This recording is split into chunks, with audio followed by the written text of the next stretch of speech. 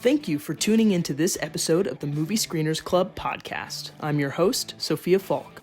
The Movie Screeners Club is brought to you by Designing Hollywood Productions, in association with Gardena Cinema.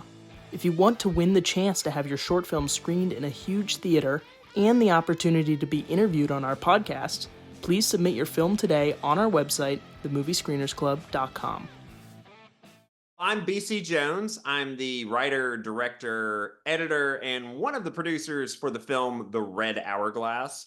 The Red Hourglass is about a very pious young virgin woman who, after a strange and unsettling encounter with a black widow spider, finds herself inexplicably pregnant. After the birth of the child, this shadowy cult begins to kind of form around her house as if drawn to the child by dark forces. It's like Spider-Man meets Hereditary. Wow, I've never heard that comparison before, but I'll take it. That's a lot of fun. Pretty perfect, right? Yeah. It's pretty good. So I want to know, it really is like such a haunting short.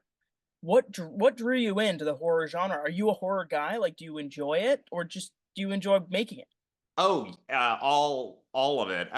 Yeah, I've been a horror fan since I was a young child. One of my all-time favorite horror films is Rosemary's Baby. So, cut to 2020, it's a crazy year for us all. But for me and my family, it was a very bittersweet year because the same week that we went into quarantine was the same week we found out that my wife was pregnant. Wow. So, so I have the anxiety of the world falling apart around me, and at the same time, I'm having the most wonderful thing happen, which is I'm having our first child, and so I took that anxiety, and I think I kind of just channeled it through into this story. And obviously, being a longtime Rosemary's Baby fan, it just seemed it seemed like a good fit for what I was kind of going through at the moment in my life. Well, I'd hate to think that your anxiety kind of takes that level of terror, as it's depicted. Yeah, well, there was all kinds of anxieties in 2020. I mean, you obviously had the pandemic, which was the mysterious thing happening. We didn't really fully know what was going on with it when it first started. And then, also at the same time, there was like crazy stuff happening in the streets, and fascism was on the rise and all this stuff.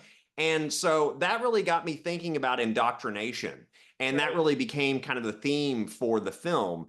And so I had a character who had already been sort of indoctrinated through religious means, and then of course now she's being surrounded by this new sort of cult. So it's all kind of a metaphor for just sort of mass populations, putting their faith in sort of a strong man character, and putting too much into a leader. And so yeah, that was really always in the back of my head when I was writing this film. Were you writing during COVID, or was it kind of like COVID happened and then you took a step back and you went, wow, that was fucking crazy? Well, so I think like what kind of sparked this was I remember my son had been born, and one late night, because you're often with newborns rocking them in the middle of the night, and I think it was like 2 or 3 in the morning, and he has, it's actually in the movie, it's called a hatch light, and it emits like different colored light. And so this red light's going, this white noise is going, and I'm sitting there rocking him to sleep in the middle of the night, half awake myself. And I was sort of like, wow, this is like a Dario Argento film, but with the soundtrack by David Lynch. And then I was like, well, that's cool. What's that? And so that just kind of started to get the wheels kind of going with the project. Yeah. Wow. That sounds terrifying. I would not be able to handle it. I think I'd throw my son on the floor and run. Oh God. Well, it was just, there was just kind of the mood in the room. I was like, oh, and that's what it made me think of, because I'm a horror guy. So, right. So how do you build suspense, and like how does like the pacing affect the horror aspect of any movie that you make? Well, I mean, I think it depends on what I'm trying to achieve, with this, it was less about doing like a hyperkinetic kind of horror. It was Mm-hmm. more like a slow Slow burn. sense of dread just ramping up over and over again. So like when I was editing this and even when I was writing it, I was intentionally thinking like, okay, the beginning has to be kind of slow paced and stuff. There's a lot of like longer shots in it to kind of help, sort of elongate the pace of it. So I wanted this sort of brooding suspense because basically, like things kick off with the spider, and Mm-hmm. then and that's sort of like Hitchcock's classic, show the bomb, and then then the characters will go on talking amongst themselves and whatever, but the audience is aware of the bomb where the characters are not, Mm-hmm. and that's kind of like what the spider represented in this. So now we've shown the bomb and like, the audience is all like, oh my gosh, what's going to happen with this? Hopefully the whole time. So yeah, I was really kind of influenced a little bit by J horror in that regard, like just this sort of like slow, steady, slow burn kind of horror film, and that just kind of gets progressively more and more crazy as it goes along. Right. This film is so psychological, and I'm curious to know like how have you found that like portraying that psychological feeling, like how do you do that through through visual scenes, something like that? Like how are you showing this anxiety? Like do you have a trick at this point? No, so I construct the scenes based on the need of the scenes. I decide on like what film language is best to how to put the film together. A lot of filmmakers like shoot what's called coverage, which is like Mhm, I'll go in, I'll shoot a wide, a medium, a close up, etc. I don't actually film like that. mhm, My mom got me a book on Alfred Hitchcock when I was very young, and I read it. It was this like coffee table book, and it talked about how he completely worked from storyboards, and then he would just translate the storyboards to film. And that's how I thought all filmmakers worked.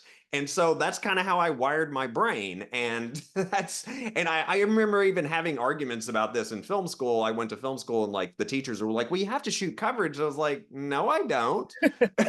I'm like, I'm not going to. I mhm. was already stubborn at that point. So, although sometimes I wish I had shot more coverage. I'm in the editing room and I'm Right. like, oh, I could use some more shots here, but it is what it is. So, but yeah, no, I construct the sequences. They're all very well thought out, and Mhm, almost if you looked at the storyboards, it's almost like an A to B comparison. mhm. When you're if you're running out of time, and most, on most sets, Always. you're always running out of time.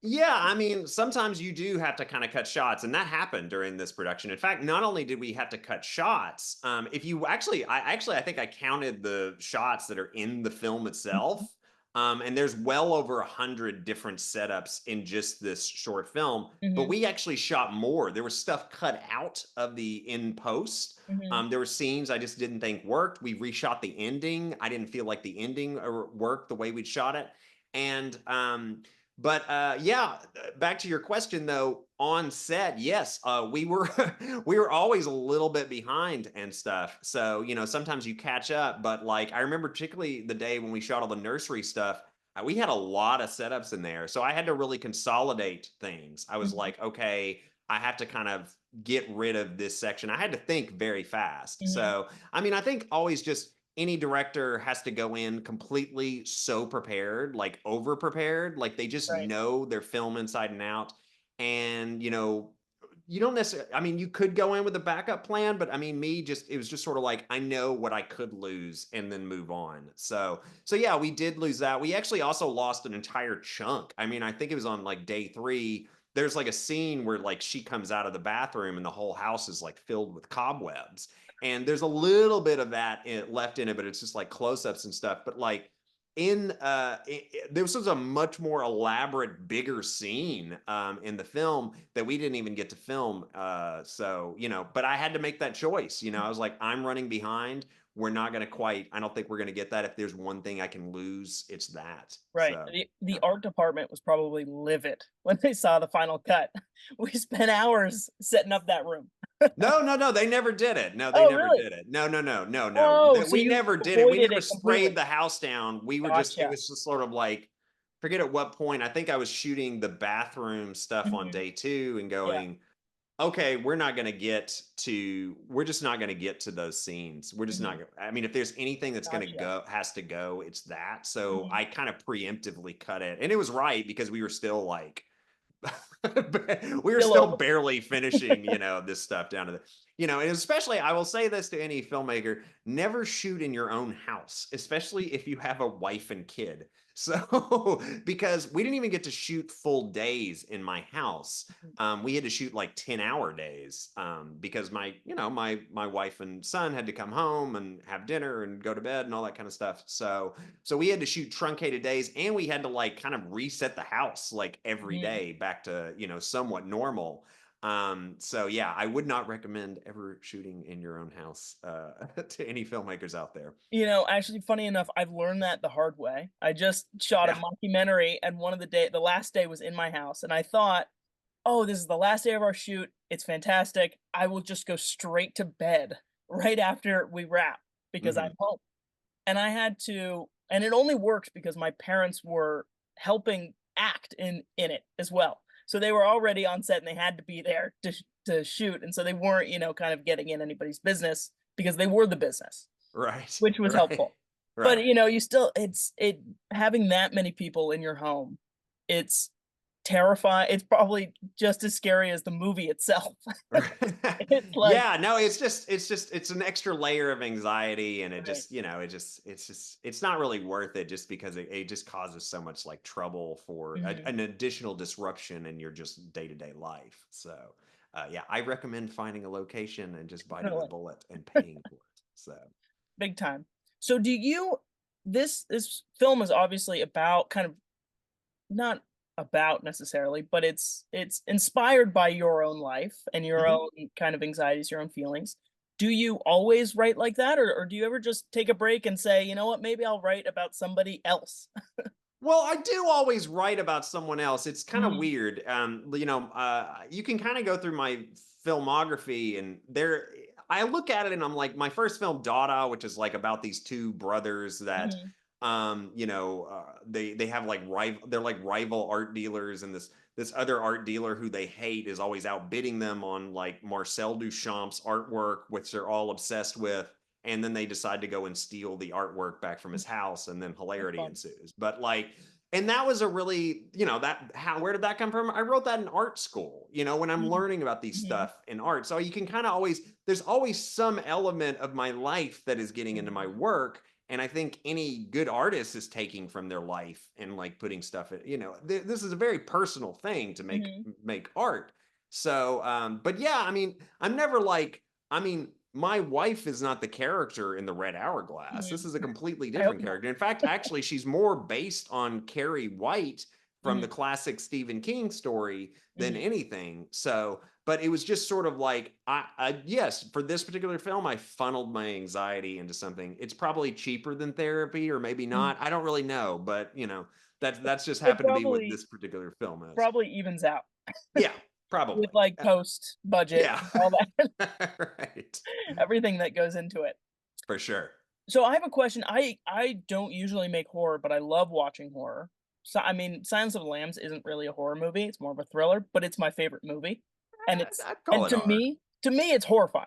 To Yeah. me No, it's like it's it's no, it's scarier genuinely than anything else. terrifying. Yeah. Yeah. And I'm so enamored by horror because I mean, just the ability to make somebody feel like a physical emotion. Horror is a very being scared is a very physical emotion. You feel it Yeah. deep in your gut.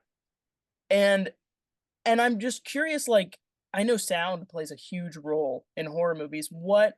At what point do you start thinking about sound? Like, while you're storyboarding, are you going, "Okay, violin strings are coming in now," like I mean, a bit, yeah. I mean, I've certainly the score and the sound design took Mhm. longer than almost any aspect of Wow. this film. Brian Hawk, who was a longtime collaborator, he'd done the mixing and sound design for my first two films, worked on this as well.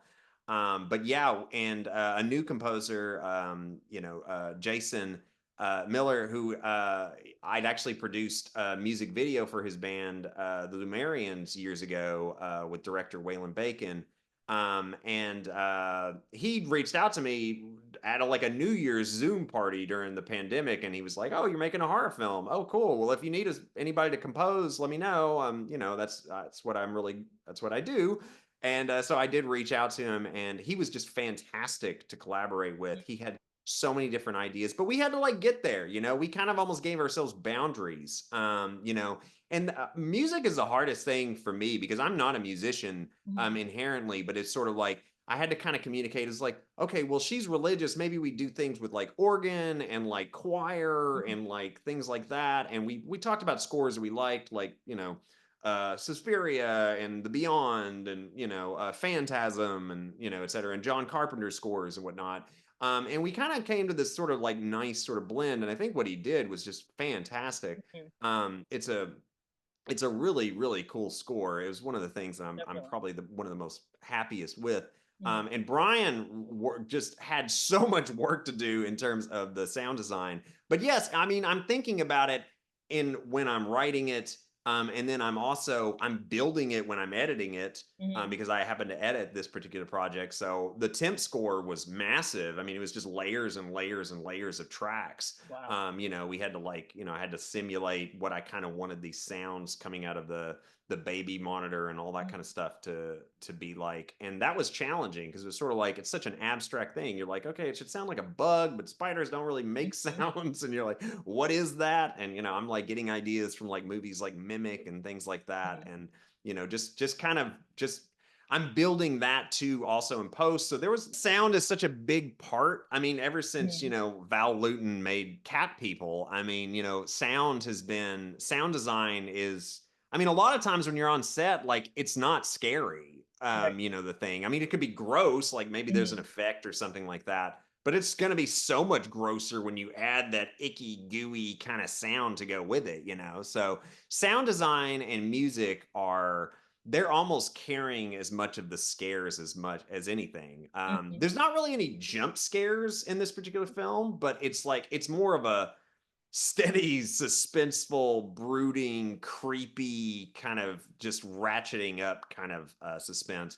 And that is all done in the sound. And the baby sounds coming through the monitor, that was designed in a specific way. It's a little subtle at the beginning, and then it gets bigger, and then it gets bigger. And that was always initially in the even the scripts as well. It was even described that in the scripts. Awesome. Well, do you have anything kind of next up? Maybe another horror movie? Or are you gonna transition out of it? No, actually, no. I love horror. I've written quite a few horror features, and actually, it's funny. While I wrote this as a short, I kind of fell in love with the character so much and the premise. I actually wrote a feature about Wow. For the Red Hourglass as well, which I'm, in kind of revision mode right now, and then I'm going to start looking for, seed money for that. But yeah, definitely would love to develop a feature around that. Really excited about where the feature script is right now, because it's the similar to the short, but it's also so much more, and it goes beyond it in so many different ways, and it really excites me. But yeah, written quite a few horror films. I would be happy the rest of my life if I just could make horror movies, to be honest with you. If someone wants to give me money and send me off on their way, or if they have a horror script, I'm probably down to do it. But yeah, and I also I host a monthly podcast called My Dad's Video Store, where we discuss blocks of films that go together. Crazy things. Like we just did an episode on the 3D films of 1983 with a guy named Eric Kurland, who runs the 3D museum here in town. And so we do just pretty wild, and we have crazy guests on and stuff. And I have a couple of really fun co-hosts who I've been making films with and known for years on. So yeah, we do that on a monthly basis. But yeah, other than that, just working in Hollywood. Awesome. Well, that's the dream. The Movie Screeners Club is produced by Designing Hollywood Productions in association with Gardena Cinema. If you want to win the chance to have your short film screened in a huge theater and the opportunity to be interviewed on our podcast, please submit your film today on our website, themoviescreenersclub.com. This episode was sponsored by Smokebreak Productions. addictively entertaining.